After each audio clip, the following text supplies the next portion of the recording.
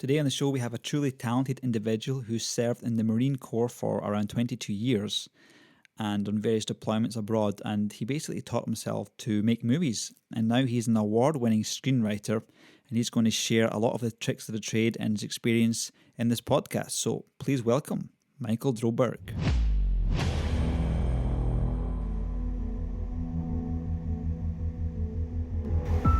What's wrong? Said you fixed your arm, you'll be okay. It didn't work. You have to leave. Why do we have to leave? I can't go with you. I'm changing into one of those things.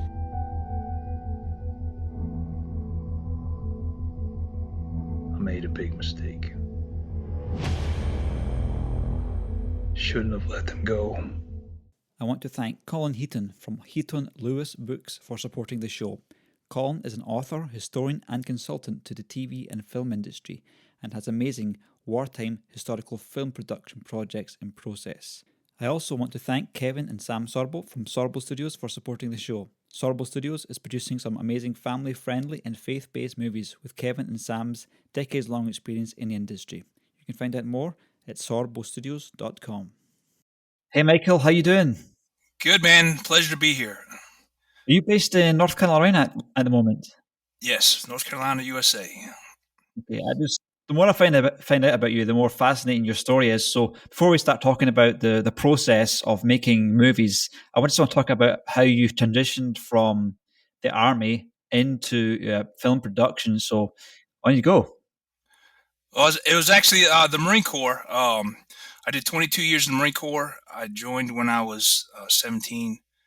And due to injuries, I had to retire at 39. So I did 22 years.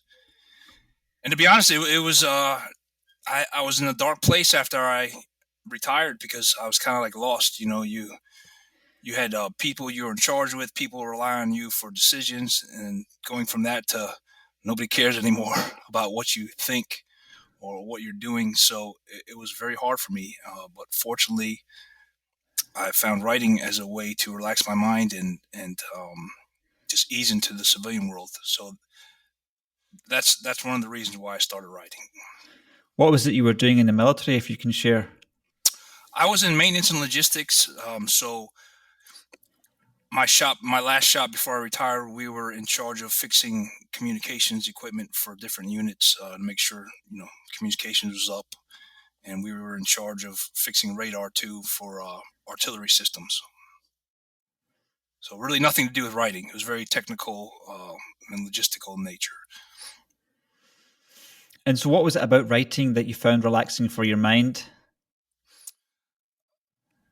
I mean, I'm a very imaginative person. Life is hard. Situations are hard. I had gotten injured. And at the same time, my youngest son, Samuel, he was born with Down syndrome. So that was very depressing to me.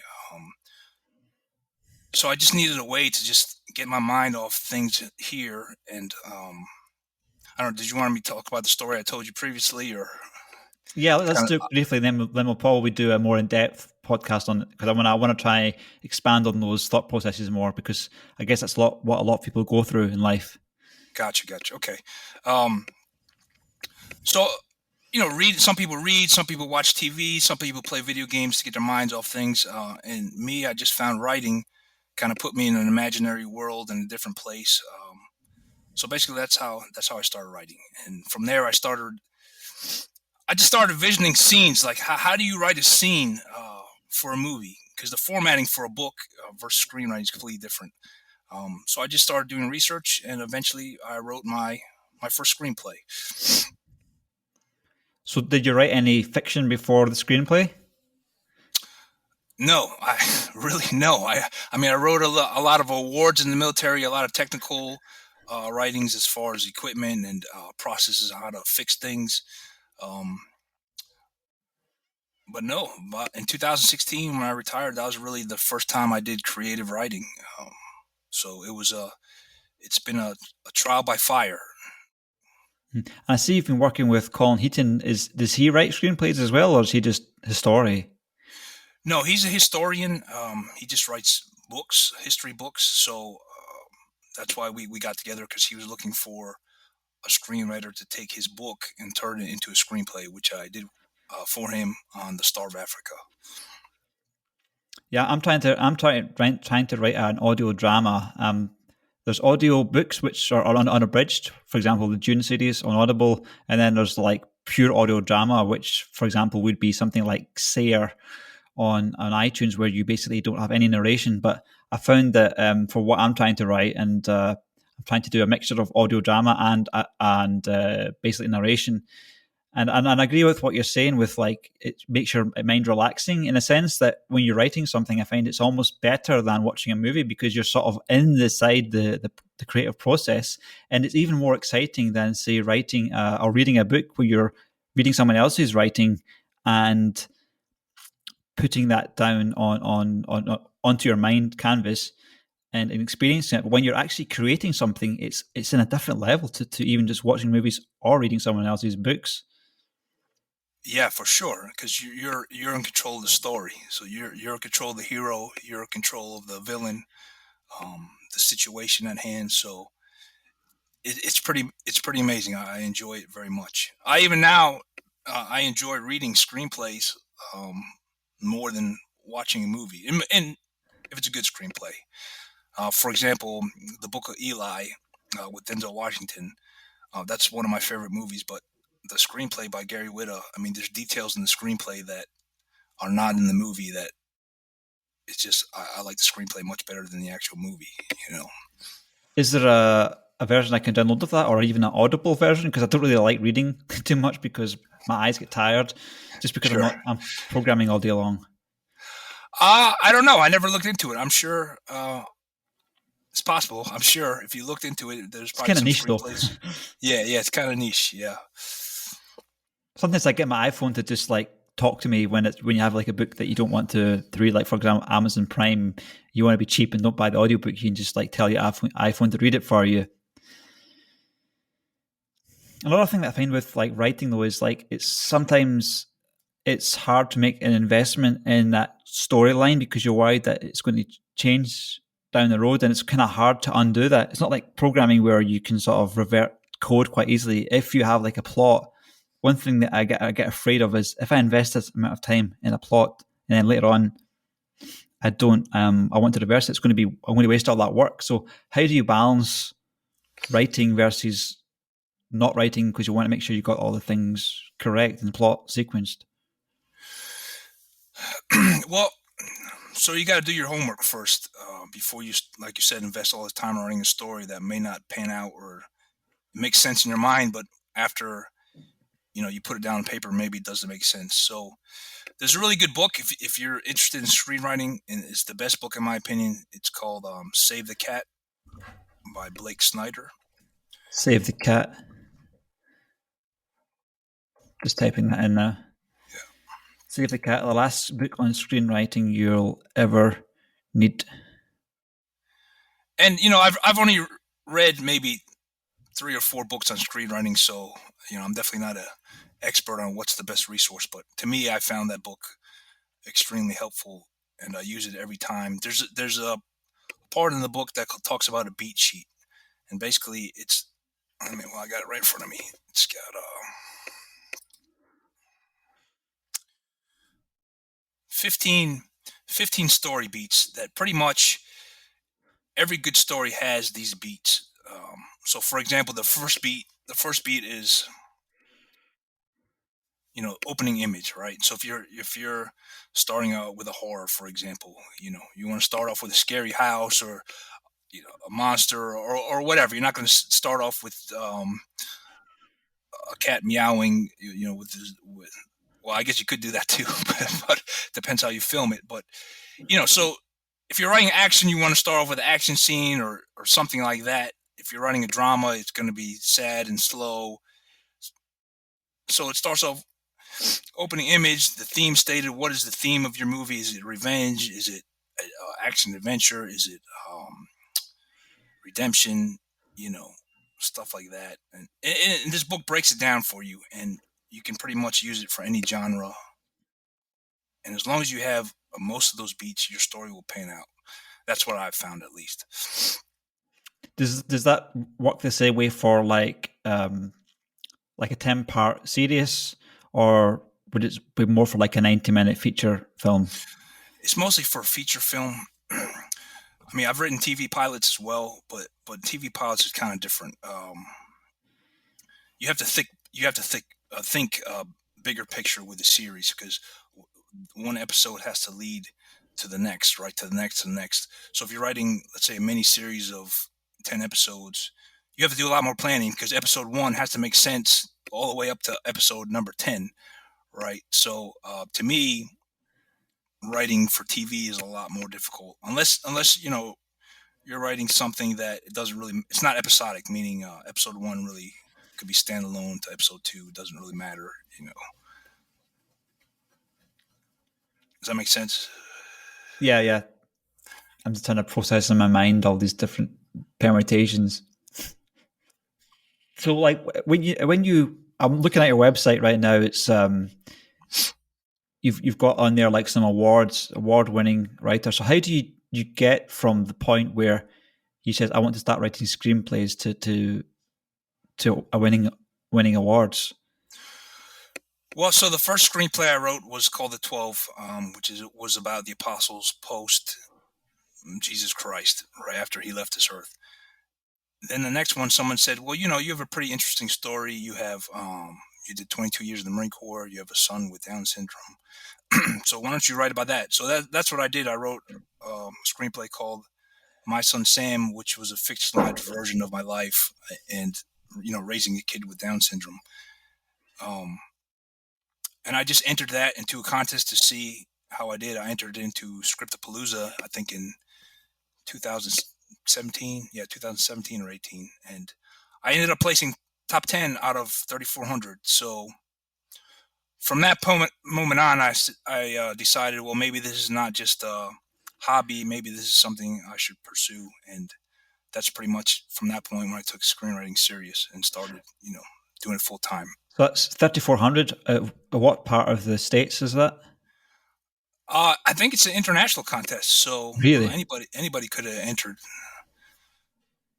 So 3,400 screenplays. That's about how many years would it take to get through that if it was all movies?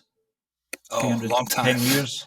Yeah. 10 years worth of films, and you won the what was it? Top 10. You got top 10. I'm sure they had a lot of judges, not just one guy reading them all. So. And that did you? And you made number what? Number 1 or number 10? Number 10. Number 10. Yeah. That's good, man. That's what do I know about screenwriting competitions, but it's impressive anyway. And what was that book that you won for that? It was called My Son Sam. It was about My Son Sam.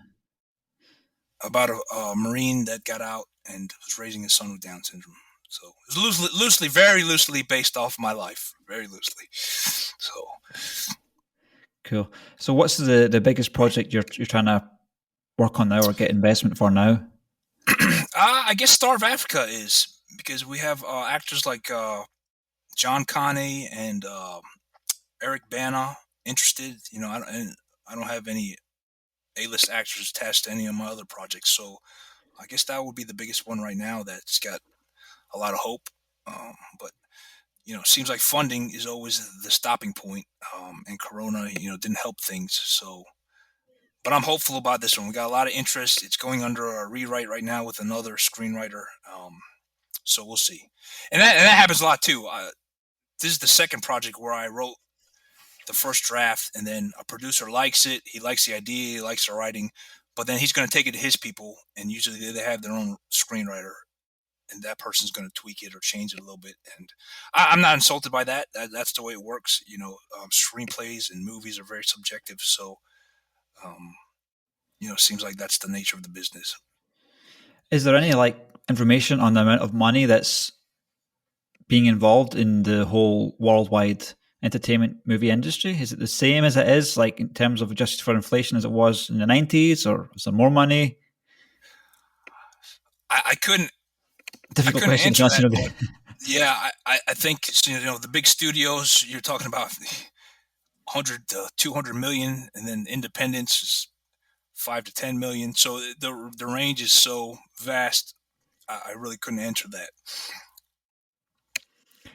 if it was the same amount of money that was in, say, the 90s and noughties, it seems like there'd be a lot less money per project, because right now there's just so much content being produced. I mean, you could literally go on to Amazon Prime and watch fresh content 24 hours a day, and you wouldn't get through it. I mean, maybe not 24 hours a day, but you could certainly like watch like 4 or 5 hours a night of something, and you never have to watch it twice. But when I was younger, like we'd watch movies like 5, 6, 7, 8, 9, 10 times. I think I'd watched Independence Day like 15 times. I pretty much knew every line. Like Batman Forever was one of the movies I watched, like, because basically you'd be a bit naughty and you'd record it off of like some TV program or someone else's one, and you would you wouldn't have like a streaming service, and you wouldn't have the money, because we grew up really, really poor, so I couldn't really afford to rent maybe. So I just ended up watching. I had a little collection of 20 bootlegged or recorded off the TV movies that I watched again and again and again. But now it's just unbelievable the amount of content you have, and really high quality content. Yeah, Netflix and Amazon and Hulu. All those people are streaming services are changing the game. I mean, I don't think the theaters are ever going to bounce back. I mean, maybe they will a little bit, but not to the level they used to be. I mean, people with Corona, with the price of tickets, people just rather watch it at their home TV, which is good for the writers, because they're, like you said, there's all these channels and they need content. They need new content. So it's not like back in the 90s where maybe there was only 10 to 20 movies released a month, for theatrical purposes. Now, every month there's probably hundreds that need, channels need.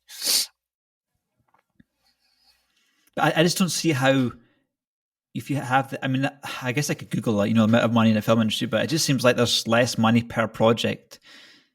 It just seems logical to me, the amount of content that's being produced. I think that's what Doug Rao told me in my first interview with him for this podcast. But then again, I guess you also have ways to reduce the costs on certain things. So, for example, it's cheaper to make music now because we have VSTs and amazing things that you can produce. Just like one musician can sit and compose this stuff, and it's bad for the actual real musicians because there's less work for them. Like unless they're really performing live a lot. And I guess with also CGI costs are coming down with that. I think you only had one CGI guy work on one of your projects, just one guy, and was that enough for a feature? Was it? That was for a short film. Mm. Actually, my first short film, Dark Covenant, which is a sci-fi horror, I used Fiverr to find my special effects guys, and I probably went through 3 or 4 just because they were not reliable. But then finally, I found a kid out of France, and he did a really good job, and I stuck with him until the end. But unfortunately, he's a student, so I can't. He doesn't have time anymore, so I had to find somebody else for my new projects. But yeah, so The Mandalorian. Are you familiar with The Mandalorian? Nope. It's a Star Wars spin-off on Disney Plus, but I think, the majority of the movies the show was filmed inside of a studio, so it's pretty amazing what they can do now with technology. It must be quite competitive to capture people's attention, because people are kind of spoilt with this sort of amazingly rendered, high quality, seamless special effects. And if you're coming in, how do you get your content up there if you don't have that kind of budget for SFX? So I do a lot of the work myself, which is fortunate as far as saving me costs, but unfortunate for people who got to watch me on the screen. So like this new project I'm doing, Doomsday Chronicles, I built the robot suit. I play the robot. I also played one of the rebel soldiers. So basically I killed myself in the movie, just with 2 different shots. So I do the editing myself. I find the music score. So really, and I do a lot of the VFX myself too. I have another producer who does the more complicated VFX, and I have a cameraman that I'm partnered with. But other than that, I do a lot of the work myself just to save money in efforts to try to put out a better project. So is the aim to be more like getting more screenwriting, or are you wanting to do more maybe production, or are you wanting to do like a mixture of them? I've been writing for 5 years at the time, and I placed pretty highly in several contests, and still nobody was knocking on my door saying, "Hey, Mike Droberg, we want you to work for us." So I got very frustrated, and I got to a point where I said, "Well, the hell with it. I'm just gonna try to produce my own work myself." So Right. that's when we did Dark Covenant last year in October, and it's not the greatest, but it had a budget of less than 10,000. It's my first film. There's a lot that needs improved, but as long as I'm learning every project and getting better, I'm happy. So Dark Covenant, where can people watch that? It's on our YouTube channel. Our YouTube channel is 10th Legion Pictures, and there's 2 trailers on there. There's a 10-minute short film version, and there's a 13-minute pilot episode version. So they're all on my YouTube channel. And where do people get access to the feature length version of it? There is no. I haven't done any features yet. Right, I got you. I'm just working on shorts. The goal is by next year to do a feature, but right now there's a lot of kinks in my directing skills and my cameraman's photography skills. So we got to sort all that out first before we take on something big like that. I guess in the industry, it must be quite unusual for people to be able to do all of those different skill sets at once. If there is a person like that, it exists.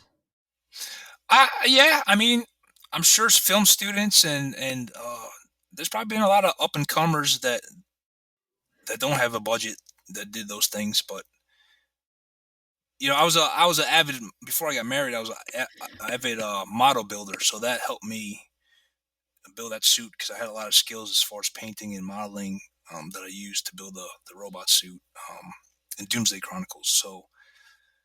And I'm 44. I'm not a young guy, so I have a lot of life experience. Like I said, when I was in the Marine Corps, I was in maintenance, so I know how to fix stuff. So a lot of those things came into fruition and been helpful. Do you have like that robot lying around your room or somewhere, or a picture of it you can hold up? It's on my website as well. I have it in the garage, so. All right, okay. I can send you after some pictures. Yeah. I'll put it on as an edit. And that suit, was it made with metal, or you made it look like metal? I made it look like metal. It's EVA foam and plastic. And how did you sculpt that and paint it? A lot of research. Again, a lot of research. I found some templates. That seems like a very niche skill as well. Yeah. Actually, I watched a lot of like cosplay type videos, and I found a template from somebody that's a cosplay person. And that's how I built the torso. Then another guy found the helmet. And then I think the legs and the arm pieces, I just did it myself, figured it out myself. And does that have any mechanical or electronic components to it? It's got a chest piece that lights up, which is just simple batteries. And the eyes light up too, but I didn't use the eyes because I couldn't see. I couldn't see out of it. It was really difficult to see as it is out of it. And then when I had the LEDs on, I couldn't see anything. So we decided to take the LEDs out of the eyes pieces and just do the eyes in post-production. And how did you see out of it when you had this costume on? It was like looking out of like a tiny window. I mean, I had to have my director of photography guide me basically. Because I couldn't see anything. I couldn't hear anything. I had to tell him, "Hey, you got to yell. I can't hear you." So, yeah, it was crazy. It was crazy. And was it really warm inside? Oh, I was sweating. It was, we did this about a month ago. We filmed it, and I was just soaking wet. So, I got to find a young guy to play the robot so I don't have to do it again. And how many scenes did you have? We only filmed for maybe 4 or 5 hours. It was 5 scenes, but my director of photography has a drone, so we try to do a lot of dynamic shots. He's got a drone, he's got a GoPro. We had cameras on tripods. So we just, because it's an action movie, so we tried every couple seconds to change the shot, so it looks more exciting, you know. So you're sort of filming with multiple cameras at once? Yep. Versus TV acting, where you basically will repeat the scene from different angles. Well, we did a lot of that too. So, you know, the runtime when we're done is probably only going to be 5 to 7 minutes, and we shot, like I said, for 4 or 5 hours. So, yeah. So that's how it works usually. Yeah, I did a 8-week course in London for screen acting. I guess I had too much money floating around. I just thought, I went into this one thing on, it was Eventbrite, and it was free, and it was Doug Rao did it, and I basically acted as a policeman. I really enjoyed it, so I basically forked out the money and did this acting course, and I really found it fascinating because we did different things each week. We had one week where we were basically learning about microphones and cameras and camera angles and different, and then we had different types of acting, like relationships, and then there was like more like this procedural stuff, like police going through, because Doug Rao worked in The Bill, which is a British sitcom in the 90s, noughties maybe. So yeah, I'm really interested in just everything to do with it, the process. So that's why interviewing people like yourself, Kevin Sorbo, Doug Rao, Colin, is really, really fascinating for me. Genuinely, I'm not just doing this for like getting views. I'm actually learning a lot, and that's one of the reasons why a podcast is so great, because you get to talk to experts that want to share their stuff while learning. So it's mutually beneficial, and also you get your work out there as well. So,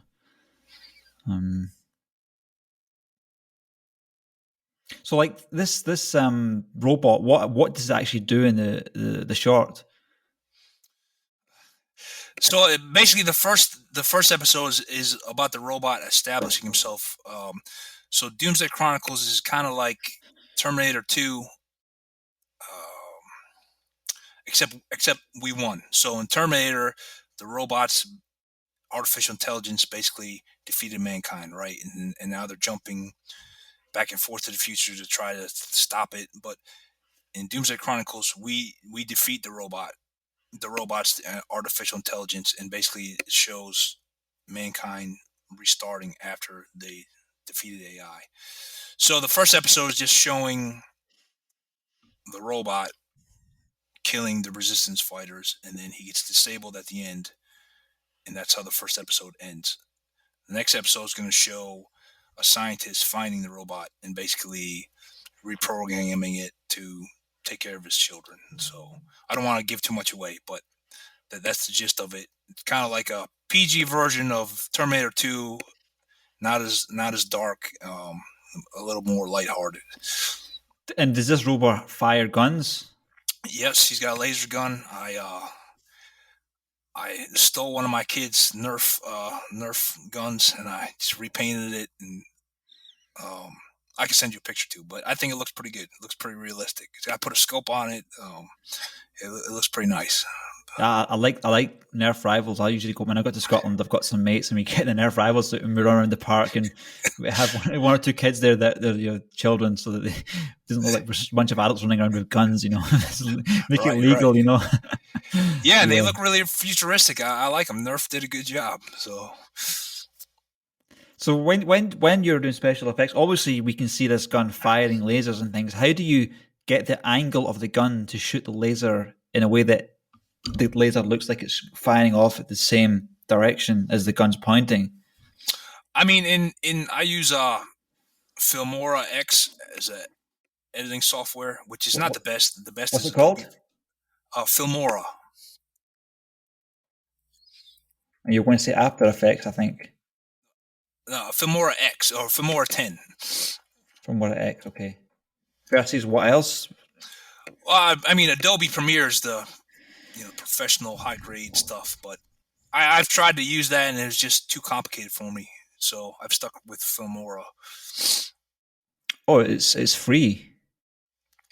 I think you can test it out for free, but after 30 days, I think you have to pay. I think I paid $100 a year to use it, which is still cheap compared to other programs. And that can do lasers firing out the same direction as the gun's pointing. No, I mean, you have to download the software, right? Like, so I go to, let me see.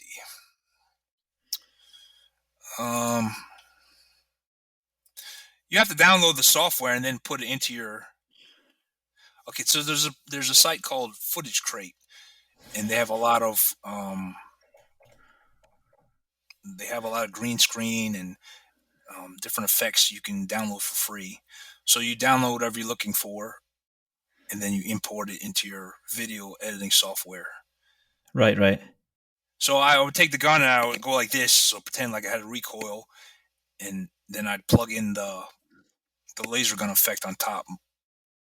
So Really, that's pretty much how I did it. I need to do a little like screen share with you at some point just to show me some of the tricks of the trade there. I was looking at I've got Final Cut Pro, and I was looking at some of the plugins for that, and like they're ridiculously good. Like I saw a plugin where you could basically have like a 3D moving around over a scenery, and they had text that was sort of pinned to the actual 3D location it would have been on the. So, for example, if you're flying by a bridge, you could like the program would look at the bridge and turn it into a 3D object, and you could map text to this bridge, animated text. So you're basically flying by this bridge, and you see this sort of text it's almost like a billboard, and that was like that's a pro plugin, but I mean, just like it looked so like it wasn't just like having like an alpha text on top of the picture; it was embedded in there, and I was like, it looked as good as it would have been done by on like Netflix or on a big budget movie. If you want to have like animated text, like that kind of deal. Yeah, I think. I mean, the resources available for the layman today is pretty amazing. I mean, just like you described. So, I mean, there's a scene in Doomsday Chronicles where one of the rebels blows up. I tried to do it myself, but it looked terrible. So, I have a guy named Thiago de Souza. He's a producer on the project, and he's also a VFX artist. So complicated stuff like that, I just say, hey man, you got to do it, because when I do, it looks like crap. So yeah, I saw this scene where you had a fire and something exploded, and the fire was on like the ground, like it was burning up the ground, and it didn't look like it was overlaid. It looked like it was like fire on the scene. I was like, how did you do that? Did that. Yeah, he did that. He did a great job. Yep. Yeah, and do you know what software you used for that? Yeah, he uses Adobe Premiere, and I'm sure some other stuff, but I know he uses Adobe Premiere. And that's probably a plugin for the fire effect. Yep. And do you know if like big budget movies will use things like that for fire effects, or do they have like their own custom software? I know like Pixar has RenderMan, which they wrote themselves, but I wonder how many big budget movies use like off the shelf software like Adobe. I'm sure like Marvel, they have their own VFX studio that has, they created their own stuff. Same with Disney. It looks, good for an indie film, but, for the level of money they're spending, I'm sure their VFX artists create those effects themselves. I don't know. Maybe they're using templates and stock stuff, but I doubt it. I wonder how these skills can transfer from. So, say you're a VFX artist and you're using Maya. Well, Maya is more like 3D animation. Like you can learn a tool really, really well, but then if that tool goes out of fashion, then you basically have to sort of retrain. But I guess a lot of the skills you can sort of pull over, because like with software development, I use something called WebStorm, and then a lot of people use Visual Studio Code by Microsoft, but I sort of get really, really good with WebStorm. I know all the shortcuts to do all things quickly, whereas with Visual Code, I'd have to sort of relearn it. But with with something like when you're using a tool for a VFX program, then it seems like they can be so like niche that it might be hard to sort of retrain. And that's why I think as a career, it's sometimes kind of hard, because like these people want like experience in those really, really niche programs. But that's, I guess, if you're want to do that full time, Right. Yeah. I mean, if I want to focus on VFX, I would probably train myself to use Adobe, not Filmora, because Adobe definitely has a lot more bells and whistles, and that as far as I understand, that's the industry standard. So.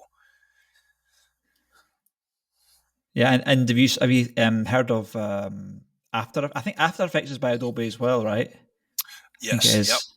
Yep. And so, what's the difference between Premiere Pro and After Effects? I couldn't tell you, man. I couldn't tell you. I don't know what Premiere Pro is basic editing. I don't know if After Effects has like more 3D models, or I couldn't tell you. I think it's probably just like the level of stuff you can do. Because I played around with After Effects a little bit, and it's sort of like Flash, where you have timelines for different effects. And so I think if you know After Effects, you can do pretty much anything you want customizable. But with plugins, like for example Final Cut Pro or Premiere, then you can probably just use off the shelf things. So I mean, I don't even know if After Effects is that much in demand now, because and some of these plugins are just ridiculously good for Premiere Pro and Final Cut. But I don't think I would be too interested in doing special effects for my videos, because it's not really that I do enough programming that it's like I would rather be creative. So, do you see yourself being more towards technical side of tools in the future, or just more would you rather just do writing screenplays? No, yeah, I'd rather just write and maybe direct. I'd rather be the behind the camera guy than in front of the camera. And to be great at anything, you need to put in a lot of time. So Yeah. I got my hands right now into too much stuff just because I don't have really a budget. But there are people that can do special effects much better than I can. So in the future, I would like to release stuff and just focus on writing and directing.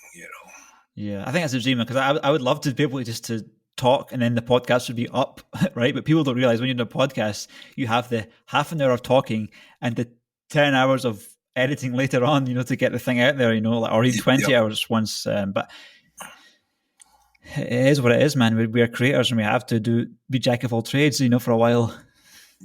Yeah, no, or just like Doomsday Chronicles. Like I said, we filmed it about 2-3 weeks ago, 4 or 5 hours, and we've been going on 3 weeks now, and it's only half of the editing's done. So editing takes a long time. So, like, when you're doing the editing on like Final Cut Pro, do you actually do it yourself, some of the editing? I do the main editing, and then, like I said, I'm working with a VFX guy, so I'll do a sequence. I'll say, hey, I would like this next sequence to look like this. But then I'll leave it. I'll give him all the raw files, and I'll say, but I'll leave it up to your discretion. You pick the sequence length and how you want it to make the effect look good. Like right now, actually, he's working. Colin was in the movie. He played a bazooka man. So that's the scene we're working on right now. Colin fires a missile at the robot, and then he gets vaporized. So that's what the guy's working on. I've sort of been looking at how to edit multicam footage, and before I was using Final Cut Pro, it was really, really clunky with like iMovie. You'd have to sort of have your one timeline and then you cut and paste a movie and in between. But with I know with Final Cut Pro and with Premiere Pro, you have basically you can have like multicam streams, and you have what the output is, and you have like the 3 or 4 or X amount of cameras, and you basically assign each one to a key. And as you're watching it, you can sort of toggle in between them, like 1, 2, 3, 4, and it will actually change.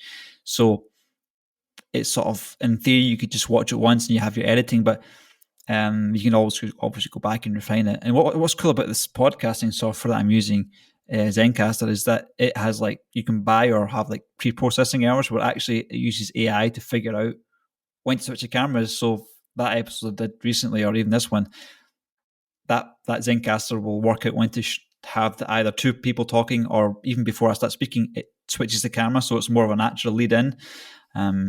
It's amazing what you can do with technology, because that would take me pure like 3 or 4 hours to do that manually, but when I download it from Zencastr, it's already pre-processed, so it's great for podcasting, Right.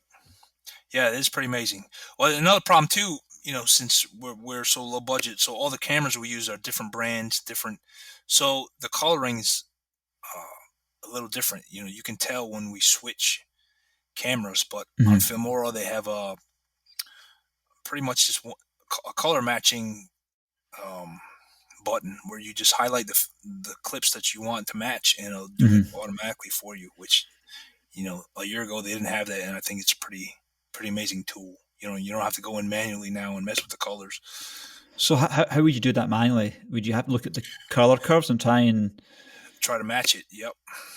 But Or I just have both footages up, the one I want to match and the one I'm working on, and I would just try to get it as close as I can manually. And you could be so like you could develop some kind of nervous like compulsive disorder, man. Just how many times you want to review the same thing again and again, Right. Well, that's why, man, Dark Covenant, we filmed in October. This was October of 20. I didn't release the episode till February. And I was just, at that point, I was like, screw it. I don't care if there's any more mistakes. I'm just done. I'm done. It is what it is. This is the best it's going to be. So, Yeah. I heard of the story of one of my friends that before he came to London to work as a programmer, he was working on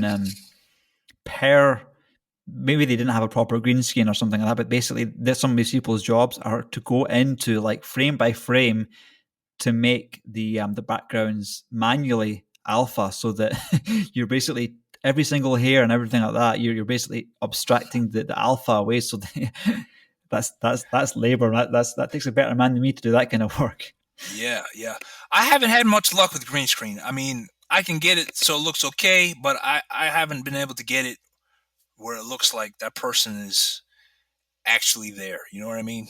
Mm-hmm. Like you can always tell, especially in like the 90s movies, you can tell, oh, that guy's in front of a green screen. Yeah. And I'm still at that point right now where I can't get the coloring exactly right, where you can't tell that person, is in front of a green screen. I mean, I brought a green screen to try it with the podcast, but this app that I'm using, Camo, doesn't have a function at the moment where you can use a green screen. So I'm just trying to, every time I'm traveling quite a lot, so I just have to, but it's okay. I use my iPhone 11 Pro here. I don't use my webcam. That's really helped the quality of the podcast. I've got my traveling arm here. I've got my bashed up Rode mic that's done a few podcasts with it, so. But I mean, I really want to break into the creative industries, and I call podcasting a creative industry, but I just need sponsors, to be honest. But I mean, sorry, I'm a software developer, but I don't want to be a programmer all my life. Definitely not. Man. Sitting, moving pixels and testing on different browsers, So. Yeah. I mean, we created the channel to host Dark Covenant, and then I had a partner. He's active duty Coast Guard. And after the hurricane, he said he didn't have time to work with me anymore. So I took over the YouTube channel in July, and I've just been really pushing it just to get a presence, online presence out there. And it would be nice to get an extra stream of money, just from people watching your content. Mm-hmm. So I guess now a lot of times is basically trying to find investors for a project. Is there anything you can share about that process, or is that very niche and very, company secret stuff? No, it's no secret. If you know the secret, let me know. That's the rub. That seems to be the rub. Buy Tesla, when it was $10 20 years ago or something. There's your money. Right. No, I mean, so let's take Star of Africa, for example. I mean, that's probably a $50 million film, at least, with all the uniforms and the special effects for the World War II planes, and the actors involved, the number of extras, locations. I mean, someone with money has to love it, not just like it. They have to be in love with the story to go all in on something like that. So it's hard. It's hard. That's why I've been just doing a low budget stuff. With the hopes to do a feature myself. And again, when I do the feature, it's going to be low budget. I mean, I'm not going to, maybe 20, 30,000. That's it. With the hopes that someone will like my work. And so then the next one I can do an actual high budget or higher budget film, Mm-hmm. Well, everyone has their sort of definition of low budget. So I know watching some of Kevin Sorbo's work, his budget will be something like 2 or 3 million, and that for him is hard to work with because he'll say something like a Marvel movie, the catering budget's 2 or 3 million, so it's different economies of scale. Like one person's low budget is one person's high budget. Right. Well, I know, like you said, he was filming in Canada, and there's big tax breaks and tax incentives for filming there too. So, I mean, that would be a option for me if I ever had the opportunity to maybe film in Canada or someplace like that. What about Europe? Anywhere in Europe or Asia, would that be attractive for filmmaking? Maybe pre-COVID, but I don't think post-COVID. No, I mean, I don't know. I guess if you're have $100 million budget, you can maybe save money by going to places like that, but not me at this time. It would not be cost effective to do something. Mm-hmm. Sometimes I look at some of these movies where they have like so many extras. Like you got to wonder, are some of these people paid? Because like that opening in one of those scenes, World War Z, which is they've got this space, I don't know, this massive square of people running around, and like who is on the payroll in that movie? Are they actually doing like an ad that says come and star in a movie for free, and then like 1,000 people turn up, and then they maybe have like 100 of them that are paying for it? I mean, they can't all be paying 1,000 people £80 a day just to run about, or maybe they are. I don't know.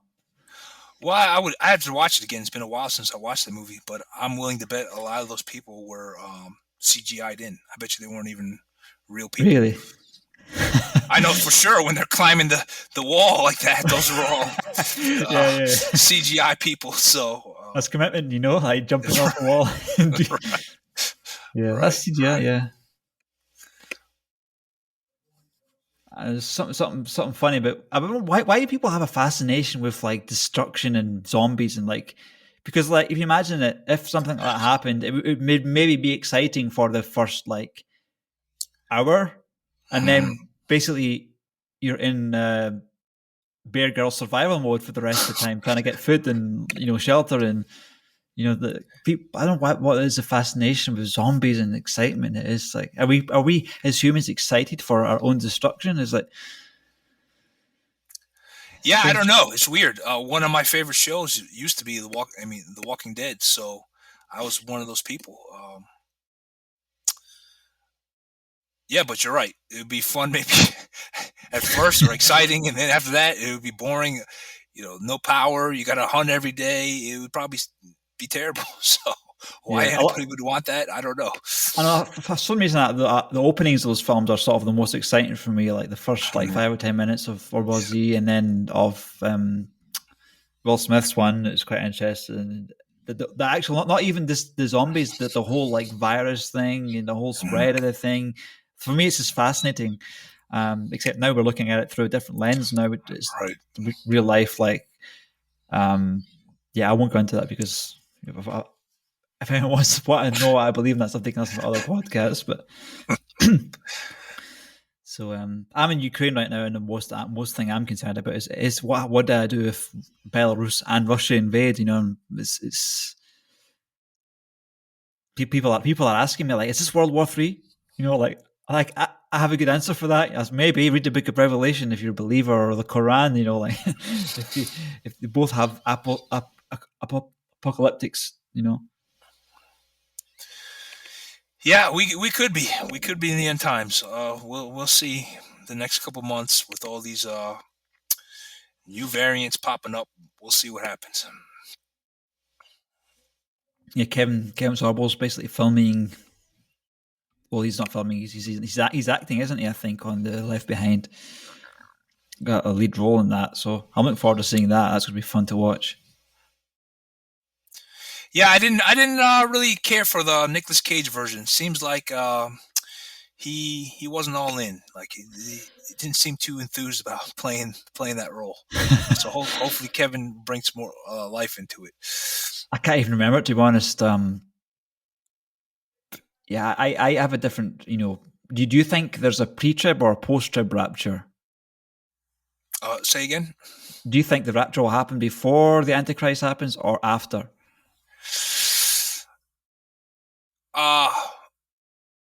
Well, I think we're going to go through dark times, and then like really bad with the virus is going to get worse, and natural disasters, and then the Antichrist will come as the guy who's going to save us. And that's what I believe is going to happen. Because there's a passage in Matthew that talks about the signs of the times. I think war is one of them. Well, obviously, we've seen war a lot, but it's like a combination of everything happening at once that's just going to be kind of unique. So there's earthquakes, there's wars, and rumors of wars, and other stuff that happens as well. There's going to be like inflation that comes at once, plagues. There's basically the four horsemen of the apocalypse. That would be a fun movie to make. The four horsemen of the apocalypse. Yeah. I don't know. Sometimes I'm cynical of a lot of people say, well, the end is coming, but if you were a Jew in the concentration camp in World War II, you probably thought it was the apocalypse. I think a lot of things are cyclical, and we're just going through another cycle. It doesn't matter to me. I'm a Christian, so if God wants to take me, I'm ready to go. But I don't know if this is necessarily the end. There's been times that's been a lot worse. The Black Plague was much worse than Corona. Was that a global event? Was every continent affected by that? Europe and Asia. I'm not sure about the Americas. I don't know what was going on in the Americas during that time, but a third of the global population died supposedly. So, a third, yeah, far worse than what's going on now. So, it's if you were it's going to be interesting looking back 50 years from now on the sort of semi-social experiments that are happening in like countries like Austria, where you have the first vaccine mandate since 1948, I believe, with the smallpox vaccine, where it was allowed. But now we have a situation where you have I don't know what the exact percentage is, but depends what age you're at. But we'll see if you're over 60, there's or 70, there's a 0.5% chance of dying. But now we have we're in uncharted territory. We'd never had a vaccine mandate like this in a modern country. There has been other countries, sort of smaller countries around the world, like I think Turkmenistan has one, but this kind of strongly controlled countries. But we have supposed democracies where we have vaccine mandate in Austria. I'm in Austria a lot of the time. Jeremy talking about mandatory vaccines. And even when I was talking to Colin on the podcast a few weeks ago, where we're comparing the COVID policies with the Third Reich. But this is up a level, and we don't actually know what. Some kind of sick people in the head would watch this with excitement to see and enjoy what's going to play out. But it's in a sense we're living in a social experiment right now. Mm-hmm. Yeah, I agree. What's shocking to me is Australia. I would never think that a country like that would be acting the way, a police state, the way what's going on over there is just crazy to me. Yeah, I don't think we've lived in a time where people, like-minded to myself, have felt threatened by the government like they have. It almost feels like the government is just turned scary. Just these people in power now. It's too much too quick, because this has turned into the Corona section of the podcast, hasn't it? I don't know how much we moved away from film. I don't want to wreck your future career. If you want to get into Hollywood, it's you got to agree with everything people say. But I probably just you might have to edit this part out. I don't know. I don't care. It's up to you, mate. It's up to you. Yeah. We didn't say it. I'm the one who brought it up. So anyway, cool, man. Cool. So is there anything you want to talk about before we finish this part one? No, man. I think we covered a lot of things. I'd appreciate if you plug my channel. That way people can check out my content. I got a Dark Covenant. I got a Soul Reaper, and then the new project, Doomsday Chronicles. Cool. So where do people, what's the name of the YouTube channel? 10th Legion Pictures. 10th Legion Pictures. Oh yeah, you did the intro for the Star of Africa pitch for that movie, I believe. Yeah, yeah. Oh man. I ripped it, man. I ripped off the soundtrack for that. Yeah, I was supposed to give you the link, but I couldn't find it because I was actually switched computers, and I lost what it was. But I know it was copyright-free music. So 10th Legion Pictures. Just typing that into YouTube now. Right, got you. Well, you've your subscribers have jumped. yeah, yeah. What happened, man? I paid a guy to help me with SEO. So Nice. Oh, you've got the shorts in there. Have you got the full shorts, or do they have to go somewhere else to watch the full? nope, everything's on there. Nice, man. Cool. Well, I'll be binging on your content, and I should have watched. To be honest, I'm a bit lazy as a podcast host. I should have watched all those videos before we did this show. Oh, no worries, no worries. All right, brilliant. Well, thanks very much, Michael, for your time, and we'll catch you on again on Nikos' show. Hey, thank you, Nikos. It's been a pleasure talking to you, man. You too, mate. Thanks very much. All right.